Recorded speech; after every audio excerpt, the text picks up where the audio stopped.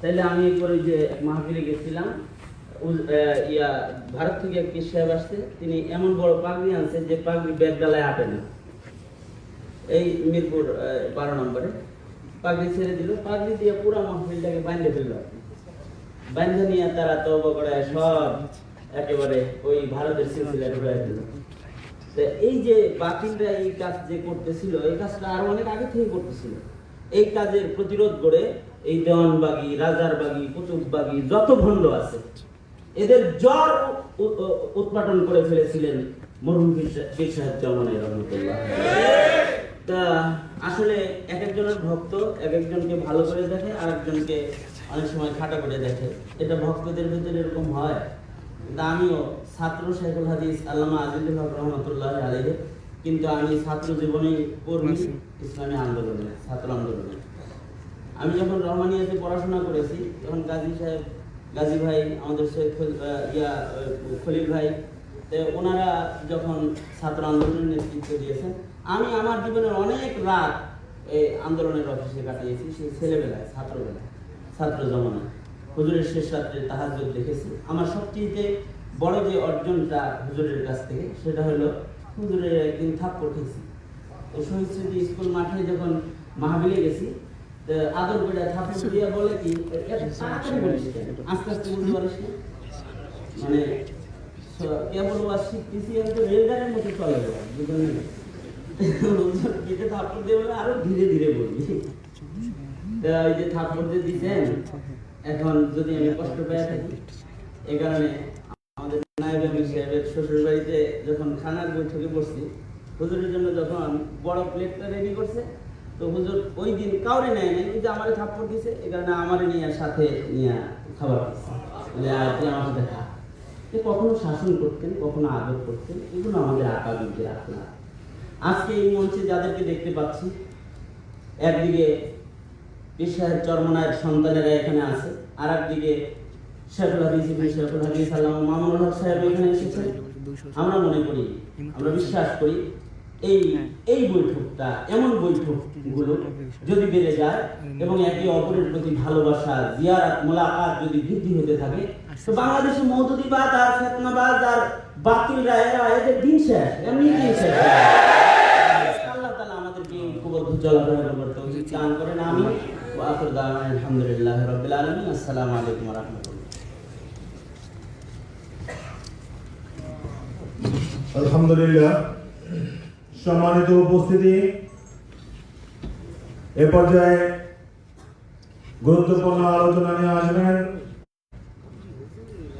পীর সাহেব চরমনাই রহমাতুল্লাহ আলাইহির সুযোগ্য ওস্তাদ শেখুল হাদিস আল্লামা আজিজুল হক সাহেব রহমাতুল্লাহ আলাইহির সুযোগ্য সাহেব যারা ক্যামেরাটা জুম করুন। জামিয়া রহমানিয়া আরাবিয়া মোহাম্মদপুর ঢাকা এর শেখুল হাদিস ইসলামী যুব মজলিসের কেন্দ্রীয় সভাপতি মাওলানা মামুনুল হক, দামাত বরকাতুহুল আলিয়া এখন মূল্যবান আলোচনা পেশ করবেন।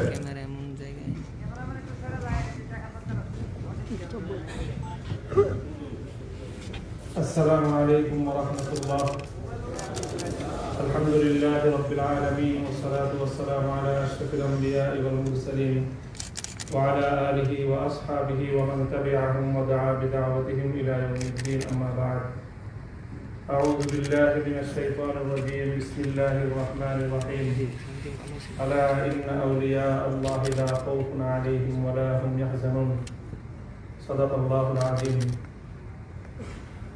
ইসলামী যুব আন্দোলন বাংলাদেশের উদ্যোগে আয়োজিত মরহুম পীর সাহেব চরমনাই হযরত সৈয়দ ফজলুল করিম রহমতুল্লাহ আলাইহি ও শাইখুল ইসলাম আল্লামা শাহ আহমদ শফি রহমতুল্লাহ আলাইহির জীবন ও কর্ম শীর্ষক আলোচনা সভা মোহতারাম সভাপতি উপস্থিত রয়েছেন আজকে এই আলোচনা সভার মধ্যমণি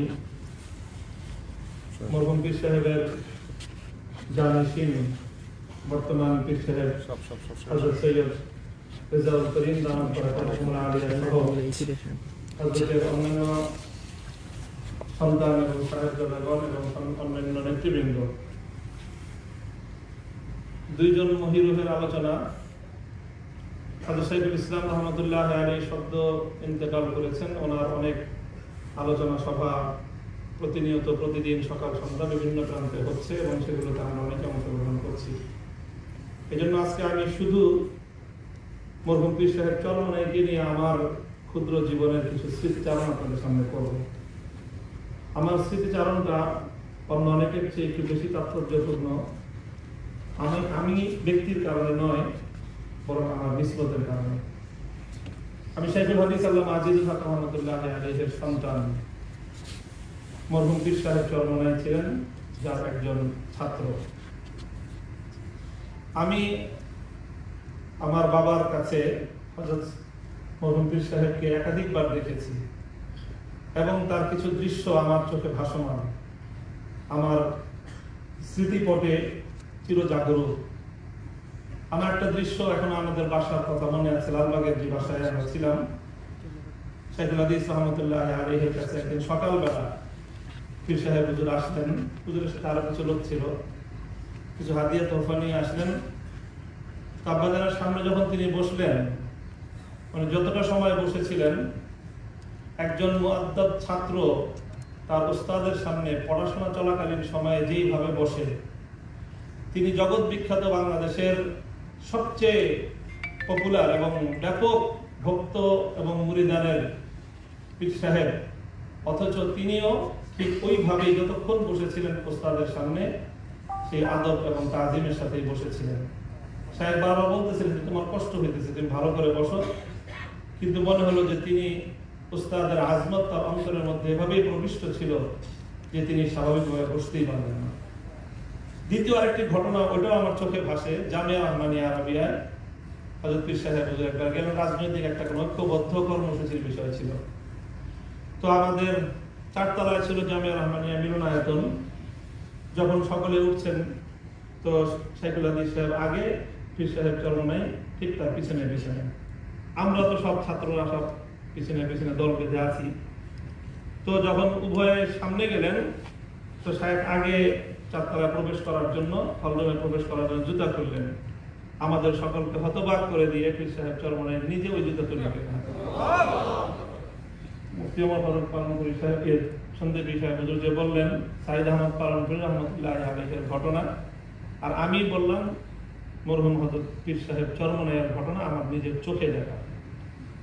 জামিয়া রহমানিয়া আরাবিয়া যখন শুরু করেন হযরত শাইখুল হাদিস রহমতুল্লাহ আলাইহি মুহাম্মদপুরে, সেই শুরুকালীন সময়ে একটা মাহফিল করেছিলেন শাইখ নিজে 7 মসজিদ চত্বরে, আর সেখানে চরমনাই পীর সাহেব হুজুরকে দাওয়াত দিয়েছিলেন।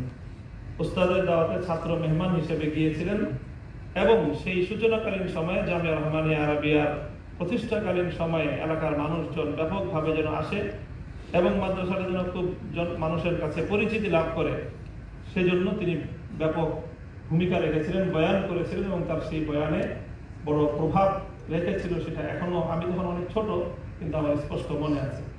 অর্থাৎ শাইখুল হাদিস রহমতুল্লাহ আলাইহির সাথে এরকম ঘনিষ্ঠ সম্পর্ক ছিল। 1987 সালে যখন ইসলামী শাসনতন্ত্র আন্দোলনের সূচনা হয়, তখন আমরা জামিয়া মুহাম্মাদিয়া আরাবিয়ায়, ওই সময়ও হযরত চরমনাই পীর সাহেব সহ অন্যান্য নেতৃবৃন্দ সেখানে যেতেন। সেই সময়কার কিছু দৃশ্য আমার মনে আছে। লম্বা কথা বলার সময় নেই। হযরত পীর সাহেব চরমনাই সম্পর্কে আরেকটা তথ্য, আমি যেগুলো আমার কাছে একেবারে আমার নিজের তথ্য যেগুলো, সেগুলো বলছি। অন্য কথা তো অনেকেই বলেছেন। হযরত চরমনাই পীর সাহেবের প্রতি আমার একটা বিশেষ ভক্তি এবং ভালোবাসার জায়গা আছে। সেটা হলো যে তিনি তো জগৎ বিখ্যাত একজন পিতার সন্তান ছিলেন। সৈয়দ ইসহাক রহমতুল্লাহ আলাইহি, উজানির হযরত কারি ইব্রাহিম সাহেব রহমতুল্লাহ আলাইহির যে সিলসিলা বাংলাদেশের সবচেয়ে বেশি প্রতিষ্ঠা যার দ্বারা হয়েছে, প্রচার যার হয়েছে, তিনি তো চরমনাইয়ের মরহুম সৈয়দ ইসহাক রহমতুল্লাহ আলাইহি। আর সেই বাবার সন্তান হলেন সৈয়দ ফজলুল করিম রহমতুল্লাহ আলাইহি। উনাকে সৈয়দ ইসহাক রহমতুল্লাহ আলাইহি খেলাফত দিয়েছেন কিনা এরকম একটা অনাকাঙ্ক্ষিত একটা কথা আছে, অনভিপ্রেত একটা কথা আছে। ওই কথার সূত্র ধরে আমি যেটা বলি সেটা হলো, আমি শুনেছি একজন মহান ব্যক্তির কাছ থেকে। সেই ব্যক্তির পরিচয় হলো, তিনি বাংলাদেশের হাদিস শাস্ত্রের মুকুটহীন সম্রাট লালবাগের মুহাদ্দিস সাহেব হুজুর হেদায়েতুল্লাহ রহমতুল্লাহ আলাইহির সাহেবজাদা, আমাদের উস্তাদে মুহতারাম হযরত হিফজুর রহমান সাহেব, বর্তমানে জামিয়াতুল আবরার রহমানিয়া মাদ্রাসার যিনি প্রিন্সিপাল, হুজুর আমাদের দর্শে ঘটনাটি শুনিয়েছেন। এটা হযরতের কামালের বড় একটা প্রমাণ এবং ঘটনা, এটা ইতিহাসের রেফারেন্স বলছি আমি। তিনি ঘটনা হুজুর অনেক, যারা হিফজুর রহমান সাহেব হুজুরের দর্শে বসেছেন, হুজুর অনেক হাস্যরস করেন। হাস্যরস করতে করতে একদিন ঘটনা শুনিয়েছিলেন হাফিজ হুজুর রহমতুল্লাহ আলাইহির খানকার এবং হুজুরের দরবারের। ঘটনা হলো যে প্রতি রমজানে হাফিজ হুজুর রহমতুল্লাহ আলাইহির সেই কামরাঙ্গীর চরে হুজুর এতেকাফে বসতেন। আর হুজুরের যত সালেকিন এবং মুরিদিন সকলেই খোলাফা সব হুজুরের সাথে ওই রমজানে এতেকাফে বসার চেষ্টা করতেন। তো হিফজুর রহমান সাহেব হুজুর রহমত দামাত বারাকাতুহু, উনি হাফিজ হুজুরের ভাগিনাও, হাফিজ হুজুরের কিন্তু ভাগিনা সম্পর্কে, আবার মুহাদ্দিস সাহেব হুজুরের সন্তান। তো হুজুর বলেন যে আমি এবং মুফতি মনসুরুল হক সাহেব হুজুর দামাত বারাকাতুহু হুজুরের কথা বলেছেন যে আমরা দুইজন তখন রমজানে হুজুরের এতেকাফে বসলাম, আর ওই এতেকাফে শরীক হতেন মরহুম সৈয়দ ফজলুল করিম রহমতুল্লাহ আলাইহি, অর্থাৎ তিনি সৈয়দ ইসহাক রহমতুল্লাহ আলাইহির সন্তান, এবং তখন তিনি বাংলাদেশে খুব পরিচিত, সারা বাংলাদেশে ওনার মুরিদান দিয়ে ভরা। ওই সময়ে তিনি নিজের ইসলাহের জন্য হাফিজ হুজুরের খানকায় গিয়ে মেহনত করতেন। তো হুজুর আমাদেরকে শুনিয়েছেন, হিফজুর রহমান সাহেব হুজুর, যে হাফিজ হুজুরের তো মুরিদান ছিল বেশিরভাগ ওলামাদের মধ্যে, আর হযরত পীর সাহেব চরমনায়ের মুরিদান তো সব হালকায় ছিল, ব্যাপক মুরিদার সংখ্যা। পীর সাহেব হাফিজ হুজুর আর তার মুরিদ হলো চরমনায়ের পীর সাহেব, কিন্তু এখানে মুরিদের সংখ্যার দিক থেকে পীর সাহেবের চেয়ে মুরিদ অনেক বেশি। অর্থাৎ হাফিজ হুজুরের মুরিদের চেয়ে তখনই চরমনায়ের পীর সাহেবের মুরিদের সংখ্যা অনেক বেশি, যার কারণে ওনার কাছে হাদিয়া তোহফা যেত বেশি। চরমনায়ের পীর সাহেব হুজুরের কাছে ওনার যারা মুরিদিন মুতাআল্লিকিন তারা ব্যাপকভাবে হাদিয়া নিয়ে যেত। হিফজুর রহমান সাহেব আমাদেরকে বলছেন, শুনেছেন যে ওনাদের সাথে খুব গভীর এবং অন্তরঙ্গ মহব্বতের সম্পর্ক ছিল, এবং ওই খানকার মধ্যে শত শত হাজার হাজার হাফিজ হুজুরের মুরিদানরা যেভাবে ফ্লোরে থাকতো, চরমনায়ের মরহুম পীর সাহেব সারা দেশব্যাপী আলোচিত একজন শীর্ষ আলেম এবং পীর সাহেব হওয়া সত্ত্বেও হিফজুর রহমান সাহেবদের মতো তখন তারা একেবারে নবীন, মাত্র দাওরা ফারেক হয়েছেন, সেই নবীনদের সাথে ফ্লোরের মধ্যে বিছনা করে থাকতেন। এবং তিনি হাফিজ হুজুর রহমতুল্লাহ আলাইহির মুজাজাবুল খলিফা। আমি তো মনে করি হাফিজ হুজুর রহমতুল্লাহ আলাইহির খেলাফত প্রাপ্তি মরহুম সৈয়দ ফজলুল করিম রহমতুল্লাহ আলাইহি যদি ওনার বাবার খেলাফত নাও পেয়ে থাকেন, সেই বিষয়ে আলোচনার বিষয় না, কিন্তু হাফিজ হুজুর রহমতুল্লাহ আলাইহির খানকায় এসে যে খেলাফত পেয়েছেন এটা ওনার সবচেয়ে বড় কামালের দলিল। ওখানে যে মেহনত করেছেন সবচেয়ে বড় কামালের দলিল। সর্বশেষ যে কথা বলে আমি আমার আলোচনা সমাপ্ত করব, শাইখুল হাদিস রহমতুল্লাহ আলাইহির সাথে মরহুম পীর সাহেবের দীর্ঘ আন্দোলন এবং সংগ্রামের ইতিহাস সমৃদ্ধ ছিল। আজও সেই দৃশ্য আমার চোখে মনে পড়ে, আমার চোখে ভাসে। শাইখুল হাদিস রহমতুল্লাহ আলাইহির জীবনের সর্বশেষ যে আন্দোলনগুলো তিনি করেছেন তার মধ্যে সবচেয়ে বড় কার্যকর আন্দোলন ছিল কওমি সনদের স্বীকৃতির আন্দোলন। এই মুক্তাঙ্গনে 5 দিন পর্যন্ত হযরত শায়েখ সেই সময়ে ওখানে শোয়া, আর হযরত পীর সাহেব চরমনায় তখন জীবনের অন্তিম সময়ে ওনার রোগ শোক একেবারেই ওনাকে গ্রাস করে নিয়েছে, এবং তখন তিনি বিদেশে চিকিৎসার জন্য চলে যাবেন। বিদেশে চিকিৎসার জন্য চলে যাওয়ার আগ মুহূর্তে তিনি ওই হযরত শাইখুল হাদিস রহমতুল্লাহ আলাইহি তখন তিনি মুক্তাঙ্গনে ওস্তাদকে দেখার জন্য তিনি সেখানে চলে আসলেন। অথচ ওখানে দেখেই হযরত পীর সাহেবকে বোঝা যাচ্ছিল যে ওনার শারীরিক যে অবস্থা, কোনোভাবেই ওনার পক্ষে কোনো প্রোগ্রামে যাওয়ার মতো অবস্থা ছিল না। তিনি যখন গেলেন, আল্লাহ, শাইখুল হাদিস রহমতুল্লাহ আলাইহি পীর সাহেব চরমনাইকে দেখে ওনার ভিতরে যে এমন এক উদ্দীপনা কাজ করলো, মনে হলো যেন শাইখুল হাদিস তখন 25 বছরের তাগড়া যুবক হয়ে গিয়েছেন। তিনি যখন চরমনাই পীর সাহেবের হাতটা ধরছেন আর ছাড়েন নাই, ওই হাত ধরে মঞ্চে উঠেছেন, ওই হাত ধরে মঞ্চ থেকে নেমেছেন। ওই হাত ধরা দুই শাইখের ছবি এখনো পর্যন্ত বাংলাদেশের তৌহিদি জনতার হৃদয়ের মণিকোঠায় সংরক্ষিত আছে। সেদিন শাইখুল হাদিস বলেছিলেন, আমার ডান হাত চলে এসেছে, আমি আর কারো প্রয়োজন নাই, আমি আর কারো রক্তচক্ষুর পরোয়া করব না। হযরত মরহুম চরমনাই পীর সাহেবের সাহেবজাদারা আছেন, বিশেষ করে ফয়জুল করিম ভাই, ওনাকে নিয়ে আর আমাকে নিয়ে এদেশের যুব সমাজ অনেক স্বপ্ন দেখে। আমার বড় ভাই মাহফুজুল হক সাহেব যেরকম আমার মুরব্বী, ফয়জুল করিম সাহেবের বড় ভাই রেজাউল করিম সাহেব, অন্যান্য ভাইয়েরা আমাদের মুরব্বী।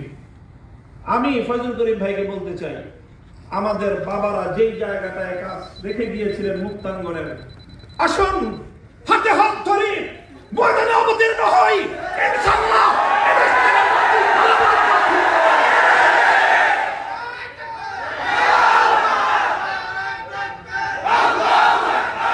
ইনশাআল্লাহ সুম্মা ইনশাআল্লাহ। এগুলো শুধু কথার কথা নয়, শুধুমাত্র মঞ্চ গরম করার বক্তব্য নয়। আমি হৃদয়ের গভীরতা থেকে বলছি, ফয়জুল করিম ভাইয়ের সাথে দীর্ঘ বহুদিন আগে, যখন তিনিও ফয়জুল করিম না আর আমিও মামুনুল হক না, তখন আমরা দুজন পল্টনের ওই সোহাগ হোটেলে বসে ফালুদা খাইছি। উনি আমাকে আপ্যায়ন করেছেন, বলেছিলেন মামুন ভাই আসেন আমরা ঐক্যবদ্ধ হই এবং দীর্ঘ লং টার্ম পরিকল্পনা নিয়ে আমরা কাজের ময়দানে অগ্রসর হই। আমি সেই কথা স্মরণ করিয়ে, ভাইয়ের স্মরণ আছে কিনা জানি না, আমার স্পষ্ট মনে আছে তিনি আমাকে আপ্যায়ন করিয়েছিলেন জোর করে। তো সেই জায়গাটা থেকে আসুন আমরা হাতে হাত রাখি। দীর্ঘমেয়াদী আমাদের বড়রা ঐক্য গড়েছিলেন। শাইখুল হাদিস এবং চরমনাই পীর সাহেব রহমতুল্লাহ আলাইহি বাংলাদেশে ইসলামী আন্দোলনের জন্য যে ঐক্যের ভিত তারা তৈরি করেছিলেন, নানা অনভিপ্রেত কারণে, অনাকাঙ্ক্ষিত অনেক কারণে তার মধ্যে অনেক সময় ব্যাঘাত ঘটেছে, কিন্তু কখনোই ইনশাআল্লাহ আমরা এতটা দূরে সরে যাইনি যে আমরা পরস্পর একে অন্যের শত্রুতে পরিণত হব। আলহামদুলিল্লাহ। তবে আমাদের মধ্যে কাঙ্ক্ষিত যে ঐক্য, কাঙ্ক্ষিত যে নৈকট্য, কাঙ্ক্ষিত যে একতা দরকার, সেই একতার মধ্যেও আমরা নেই। কাজেই তবে এজন্য আমাদের ভবিষ্যতে আরো ইস্পাত কঠিন দৃঢ় মজবুত ঐক্যের ভিত তৈরি করা দরকার।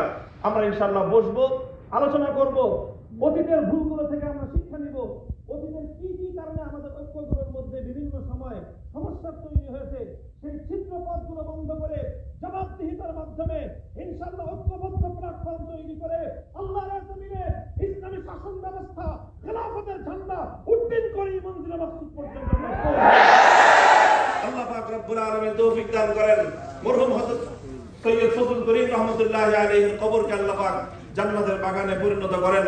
আমাদের বড়দের রেখে যাওয়া আমানতকে আল্লাহ পাক যথার্থ দায়িত্বশীলতার সাথে ধারণ করার তৌফিক আমাদেরকে দান করেন। ওয়া আখিরু দাওয়ানা আলহামদুলিল্লাহি রাব্বিল আলামিন। আসসালামু আলাইকুম ওয়া রাহমাতুল্লাহ।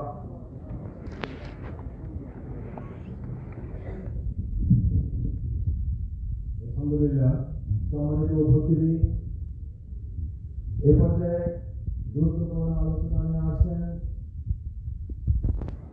ইসলামী আন্দোলন বাংলাদেশের মোহতারাম সিনিয়র নায়েবে আমির পীর সাহেব চরমনাই রহমতুল্লাহ আলাইহির সুযোগ্য সাহেব জানা ও খলিফা হযরত আল্লামা শাহ আহমদ শফি রহমতুল্লাহ আলাইহির সুযোগ্য খলিফা হযরত মাওলানা মুফতি সৈয়দ মোহাম্মদ ফয়জুল করিম শাইখ চরমনাই।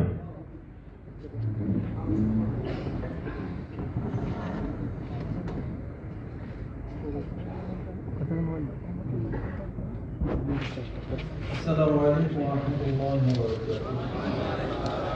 نحن نصلي على رسوله الكريم أما بعد فأعوذ بالله من الشيطان الرجيم بسم الله الرحمن الرحيم واتبع سبيل من أناب إليه صدق الله العظيم.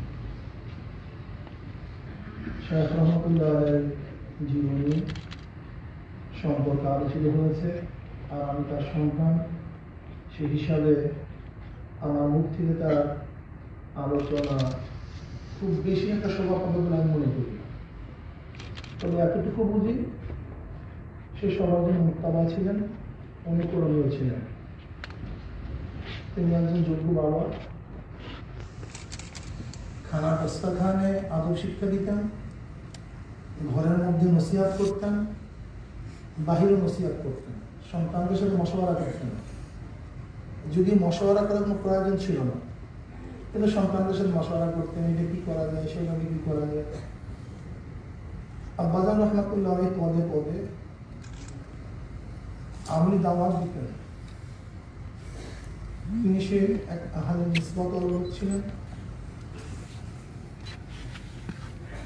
তেনার নজর যেই দিকে পড়তো আল্লাহ রাব্বুল আলামিন ততটা কবুল করতেন। আমিও সেই ব্যক্তিদের মধ্যে একজন। আমি মনে করি আসলে আমার যোগ্যতা বলতে কিছুই নেই, আমি কোনো যোগ্য ব্যক্তিও না, কিন্তু আব্বাজান রহমতুল্লাহ আলাইহির সন্তানদের জন্য সবসময় দোয়া করতেন। আমি মনে করি যতটুকু খেদমত হচ্ছে ততটুকু তারই দোয়া। এমন কোনো দোয়া তিনি করতেন না যে দোয়ার মধ্যে তাদের আওলাদের জন্য তিনি দোয়া করতেন। আসলে মুরব্বীদের দোয়া আওলাদের জন্য সবচেয়ে বেশি কার্যকারী। যাই হোক, আর আমাদের মামুন ভাই যে কথা বলছেন, আসলে আমাদের স্বার্থ কি?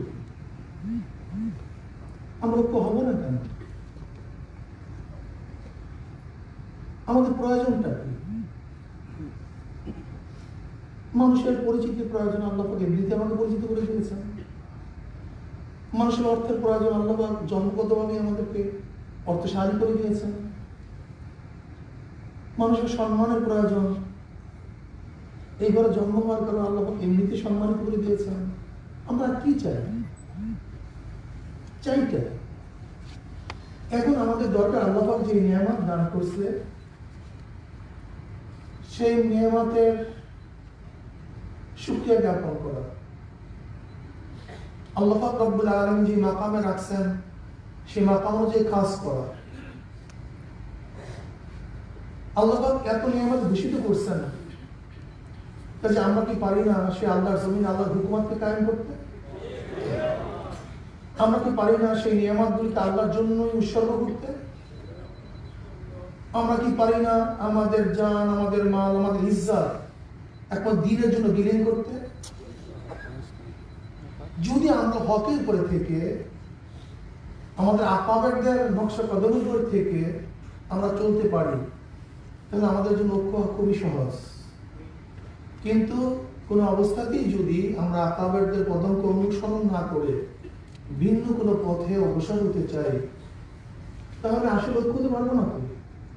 এর জন্য আমরা চাই আমাদের আহলে দাওয়ানরা, আহলে হকরা যেইভাবে ঐক্য করেছেন নীতি আদর্শ ভিত্তিতে, যদি আমরা সেই নীতি আদর্শ ভিত্তিতে একত্রিত হই, তাহলে আমাদের কোনো বাধাও থাকবে না, আমাদের ঐক্যতাকে ফিরাতেও পারবে না, এবং এই শক্তির সামনে কেউ দাঁড়াতেও পারবে না। তাহলে আসুন আমরা সব ঐক্যবদ্ধভাবে আমরা দিনকে কায়েম করার জন্য সাধনা করি, চেষ্টা করি। আমাদের কিছুর অভাব নেই। আমরা কেন ঘুরতে যাবো অন্যের পিছনে? আমরা কি চাই? আমাদের কিছুর অভাব নেই, সব কিছু আল্লাহ দিয়ে দিয়েছেন। এর জন্য আল্লাহর জিনিসকে, আল্লাহর নেয়ামতকে আল্লাহ কত উৎসর্গ করবো, আল্লাহ সেই তৌফিক আমাদের সবাইকে দান করেন। এবং আমরা একে অপরের সাথে আপন হয়ে এরকম মাঝে মাঝে একসাথে বসবো, একসাথে এক টেবিলে বসবো, একই সাথে কথাবার্তা বলবো, আলোচনা করব। এর মাধ্যমে আমাদের হাজারো সমস্যা দূর হয়ে যাবে। আমাদের মধ্যে যেই সমস্ত মতবাদ সৃষ্টি হয়েছে সেগুলো দূর হয়ে আমরা নিজের ঐক্য হয়ে যাব। আল্লাহ আমাদের সবাইকে ঐক্য হওয়ার এবং নেক আমল করার তৌফিক দান করেন।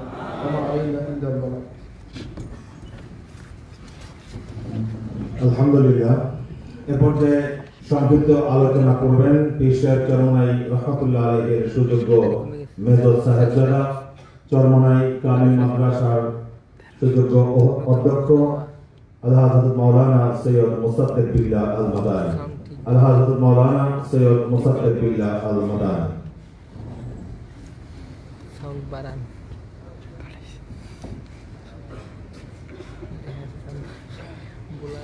থেকে সকল السلام عليكم ورحمة الله وبركاته. نحمده ونصلي على رسوله الكريم وأعوذ بالله من الشيطان الرجيم. بسم الله الرحمن الرحيم. كنتم خير أمة أخرجت للناس تأتون بالمعروف وتنهون عن المنكر. صدق الله العظيم. قال نبينا رسول الله صلى الله عليه وسلم: العلماء ورثة الأنبياء ليس في الدنيا ولا درهم. صدق رسول الله صلى الله عليه وسلم. موت العالم كموت العالم. ইসলামী যুব আন্দোলন কর্তৃক আয়োজিত আজকাল দুই বাংলাদেশের নক্ষত্র চার সমতুল্য আল্লামা হযরত মরহুম পীর সাহেব চরমনাই রহমাতুল্লাহ আলাইহি, মাওলানা শাহ আহমদ শফি রাহিমাহুল্লাহ তাআলা তাদের জীবনের উপরে আলোচনা এবং তাদের কর্মজীবন সম্পর্কে যে সেমিনার আয়োজন করেছে আমার যুব আন্দোলন, আসলে দিনব্যাপী সময় দরকার, অল্প সময় হয় না। ঘন্টার পর ঘন্টা, দিনের পর দিন, রাতের পর রাত সময় হয়ে থাকে, প্রচুর সময়। কারণ দুজন এমন বড় বড় হাস্তি যাদের আলোচনা ব্যাপক হওয়া দরকার। ভদ্রক্রমে যেদিন 18 তারিখ আমাদের আল্লামা শাহ আহমদ শফি রাহমাহুল্লাহ তাআলা তিনি সন্ধ্যার সময় আজরাল হসপিটালে শেষ নিঃশ্বাসটা এখন ইন্তেকাল করেন,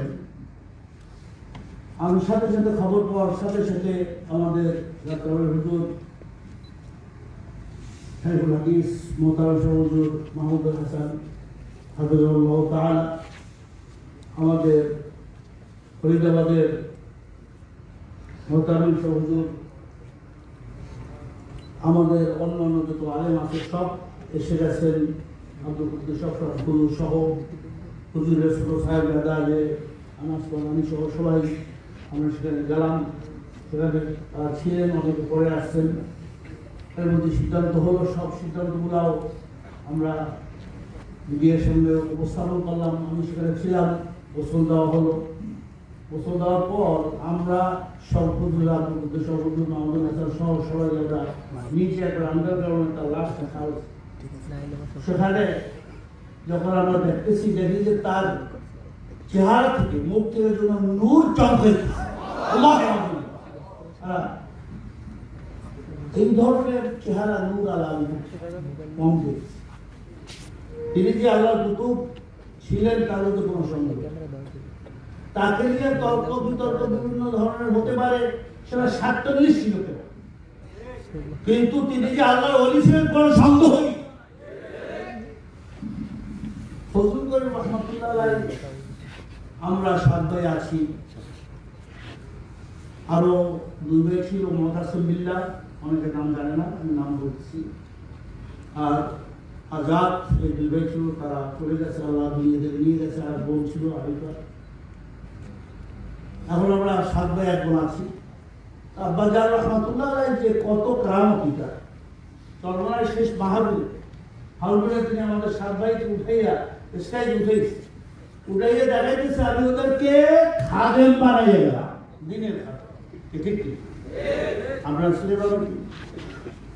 এই খাদেমটা সবচেয়ে বড় শব্দ। যখন আমি সৌদি আরব বিশ্ববিদ্যালয়ে পড়ি, তখন জালালাতুল মালিক বলা হইতো ফাহাদ আব্দুল আজিজ এবং যারা ওখানে বাদশা ছিল, তখন বড় বড় ওলামায়ে কেরাম রিয়াদে প্লেসে গেল, যে বললো যে আপনাদের জালালাতুল মালিক শব্দটা হচ্ছে শেরকের আল্লাহর সাথে সম্পর্ক। জালালা হাযা খাসুন লিল্লাহি রাব্বিল আলামিন, লিযালিকা মা তাসতাতি তাহনা নাকুল আনতা জালালা, এটা আল্লাহর জন্য খাস, এটা ব্যবহার করা যাবে না। সমস্ত আলেমরা বললো, তাহলে কি ব্যবহার করতে হবে? খাদিমুল হারামাইন শরীফাইন, মক্কা মদিনার খাদেম, এই পাশে। এই জন্য খাদেম শব্দটা সবচেয়ে বড় গুরুত্ব, বড় ওজন। আমরা ধন্যবাদ জানাই মামুনুল হক সাহেব হাফিজাহুল্লাহ তাআলা, আমাদের মধ্যে সব বড় বড় ওলামা কেরাম আলোচনা রাখছেন, যে আব্বাজান রহমতুল্লাহ আলাইহি সম্পর্কে আলোচনা করেছেন। আমাদেরও অনেক আলোচনা আছে, কিন্তু সময় কম। তার জীবনের আমি 2-1টা কথা বলি। তার তো বিষয় ছিল 4টা, 4টার উপরে আমরা কাজ করতেছি। আপনারা জানেন বাংলাদেশ মুজাহিদ কমিটি, এটা হচ্ছে তাজকিয়া নফস, শয়তান ও শয়তান এবং নফসের বিরুদ্ধে সার্বক্ষণিক জিহাদ, এটা হচ্ছে স্লোগান আমাদের। দ্বিতীয় হচ্ছে ইসলামী শাসন, ইসলামী আন্দোলন, বাংলার জমিনে বাংলার ইসলামী হুকুমত কায়েম করা। তারপরে বাংলাদেশ কোরআন শিক্ষা বোর্ড, যেটা আলোচনা হয়েছে, যার সাথে গ্রামীণ কিরাতুল কোরআন মাদ্রাসা করা, আর দিনই প্রতিষ্ঠান করা। 4টে বিষয়ের উপরে। তাহলে ইয়া আইয়ুহাল্লাযীনা আমানু উদখুলু ফিস সিলমি কাফা, পরিপূর্ণ মুসলমান হয়ে আমরা ইনশাআল্লাহ দেখব। ঠিক এই 4টে ভিতরে আসছে। তো ফজলুল করিম রহমাতুল্লাহ আলাইহি, আমি গেছি সে আপনার মিশরে, তারপর গেলাম সৌদি আরব, ওখান থেকে আমেরিকায়, বিভিন্ন জায়গায় অনেক মিশরি আলেমরা আলাদা বিশ্ববিদ্যালয় যখন পরিচয় হয়েছে, তখন বলছে যে তোমার আব্বাকে আমি জীবনে দেখি নাই, কিন্তু স্বপ্নে দেখছি। আমার ভাই তো কি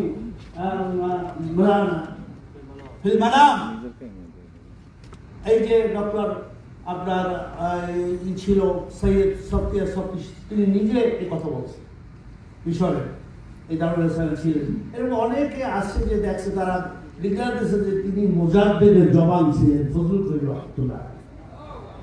সংস্কারক কিভাবে সংস্কার, দুইটা উদাহরণ দিয়ে শেষ করে ওখানে 2 মিনিটে। কি সংস্কার করছে? বাংলাদেশে 40 বছর আগে কোনো মেয়েদের কোনো মাদ্রাসা ছিল কি? তার নিজের বাড়িতে তিনি প্রথম এই মহিলা মাদ্রাসা শুরু করেন, যে না কলেজ স্কুল ইউনিভার্সিটি ভাবে বেহায়া বেপর্দা দায়ুস তৈরি হয়, সেখানে কিছু যদি আমরা মেয়েদেরকে দিনদার করতে পারি, আলেমা করতে পারি, তাহলে ওই মেয়েরাই তাদের সন্তানরাও দিনদার হবে। কিন্তু এই দিয়ে, কারণ ওই সময় আলেমরা বেশিরভাগ মহিলা মাদ্রাসার বিপক্ষে ছিল, বিরোধী ছিল।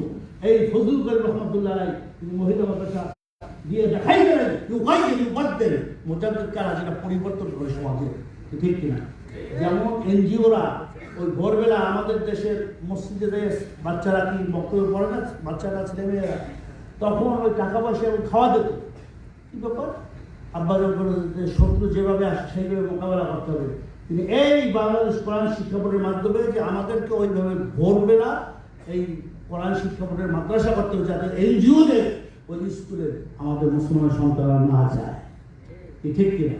এইভাবে একটার পর একটা আন্দোলন করছেন তিনি। যে আমার হুজুর বলে দিয়েছেন, তিনি বুখারী শরীফের হাদিসে লা ইউফলিহা কওমুন আল্লাহু আমরাহুম ইমরাতান, রাওয়াহু বুখারী হাদিসের উপরে এত শক্ত ছিলেন যে কোন নবী রাসূল কেউ কোন মহিলা হয় না। সেহেতু আমি ফজল করেন জীবিত থাকতে সমস্ত দেশে আরবরা চলে যেতে পারে, আমি ফজল করে থাকবো, নারী নেতৃত্ব আমি ফজল করে মানব না।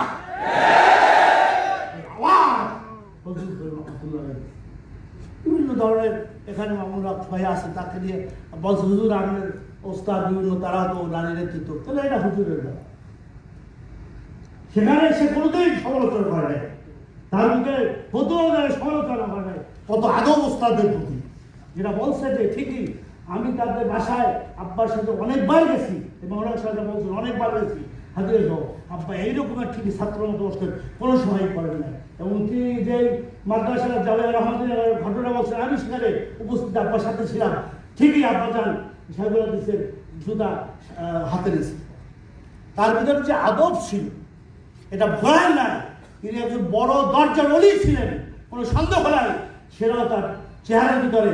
আমি লাস্টের একটা কথা বলে 1 সেকেন্ড শেষ করবো, যে এই চিকিৎসার ব্যাপারে আমি তো বাইরে পড়াশোনা করছি, যে বাইরে নিয়ে ব্যাংককে গেছি, বামপুর হসপিটালে, আমি মাদ্রাজে গেছি, আমি বিভিন্ন জায়গায় গেছি, আব্বাকে নিয়ে গেছি, চিকিৎসা করেছি। আপনাদেরকে আমি আজকে আল্লাহ বলতে পারি, এত বড় কিডনি নষ্ট হয়ে গেছে, বিভিন্ন ধরনের সমস্যা হচ্ছে, কিন্তু এই ফজলুল করিম রহমাতুল্লাহ এক ওয়াক্ত নামাজ কাজা হয় নাই, ওয়াক্ত হতে জামাতে বসে একজন হয়ে দিয়া। যেদিন তিনি শনিবার দিন ইন্তেকাল করেন, ফজরের জামাত করে 9:40 তিনি জিকিরের অবস্থায় চলে গেছেন। একটা সুন্নাত মুস্তাহাবান খেলাফ তো দেখাই পাবেন না। সে আসুন আজকাল ওলামায়ে কেরাম সবাইকে বলি যে আমাদের ছোট্ট মোট্ট ভুল যেগুলো নফল মুস্তাহাব আছে ওগুলোকে দূর করে আমরা এক হয়ে আসুন এই বাংলার জমি থেকে এই হাসিনার মতো দালাল যারা স্বৈরাচার, যারা ইসলামকে নিস্তেনাবুদ করতে চায় বাংলার জমি থেকে, তাদের বিরুদ্ধে আলেমরা